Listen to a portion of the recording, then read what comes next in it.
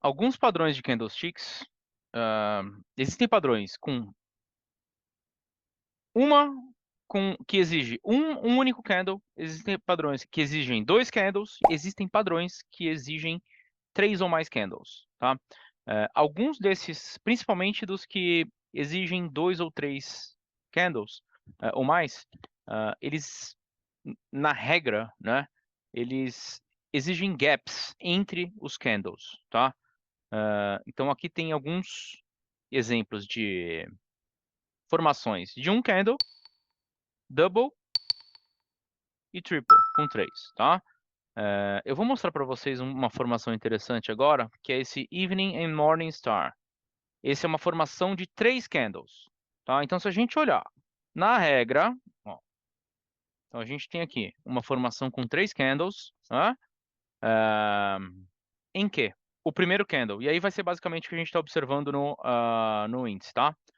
Primeiro candle, branco, eu vou falar branco e preto, mas branco é candle de alta, preto é candle de baixa, tá? Candle branco, e aí a gente precisa de um spinning top, gapping up, ou seja, com um gap acima do candle branco, tá? E aí o terceiro candle, gaps down, ou seja, ele abre, também tem um gap em relação ao spinning top lá em cima. O que a gente observa aqui no índice, por exemplo, e aí por isso que eu digo, né, diariamente, no índice no dólar, por serem ativos com extrema liquidez, né, dificilmente a gente vai ver a formação de gap no intraday entre um candle e outro. E quando eu digo gap, é o fechamento deste candle com a abertura deste candle, né? Lembrando, candle branco, fechamento no topo, candle preto, fechamento no fundo do corpo real, né? Então, dificilmente a gente vê gap entre fechamento de um candle e abertura do outro candle, principalmente nesses ativos extremamente líquidos, tá? Então, dá para permitir. E aí, enfim, vamos chamar de exceção, tá? A regra, porque na regra, esse spinning top aqui, e aí a gente está vendo um Dragonfly Doji, né? Mas dá para considerar, ele pode fazer parte desse padrão. Se ele tivesse sido formado aqui em cima, ou seja, com um gap em relação ao fechamento desse candle e a abertura desse, ok, é um Evening Star de livro. Agora, do contrário, como não tem gap, a gente tem que ser um pouco flexível na interpretação desse padrão, tá? No que diz respeito ao sentimento que ele passa. Então, este spinning top é qualquer candle, né? Ah, acabou ficando com um formato de hanging man, né? Mas qualquer candle com o corpo pequeno, a gente pode chamar de spinning top, tá? De qualquer forma, esse spinning top aqui não tem gap em relação ao fechamento desse, nem a abertura desse, mas de qualquer forma o sentimento é muito parecido com o que a gente tem no livro, né?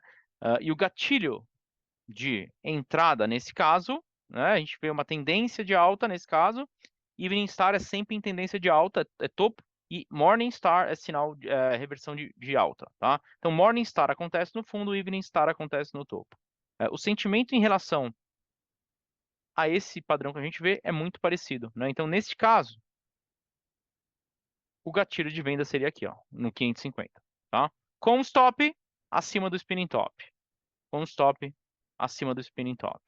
Então, sim, é um padrão que a gente pode entender como, dado o contexto de Elliott Waves que a gente vinha trabalhando, né? De possível onda 4, vou colocar aqui a nossa interpretação de Elliott Waves. Limpa, limpa. É factível de procurar padrão de topo aqui, tá? Dada essa interpretação de Elliott Waves aqui de possível topo de onda 4, certo? Então, o objetivo é entender a psicologia do padrão, né, de candlesticks, nesse caso, entretanto, sendo necessário uma pequena adaptação à realidade desse mercado em específico, né, que muitas das vezes não permite a formação de gaps entre os candles.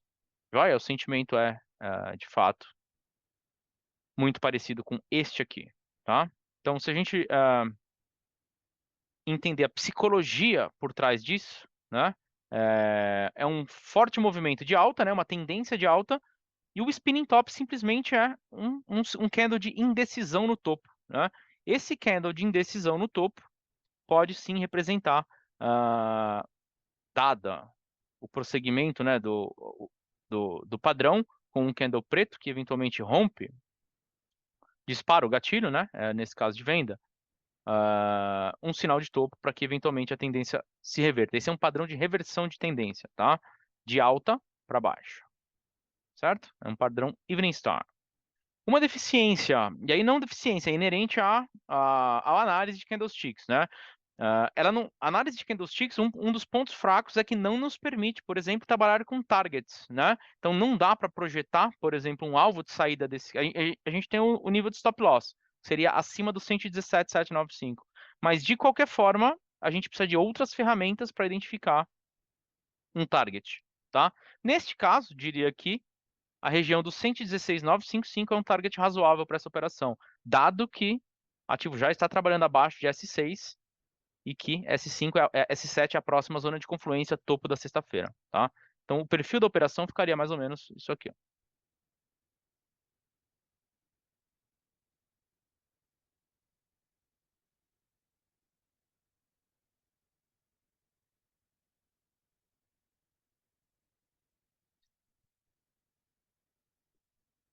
Com uma relação 2,25, né? 265 pontos de risco para 15,95 pontos de lucro, certo? Esse é o perfil da operação.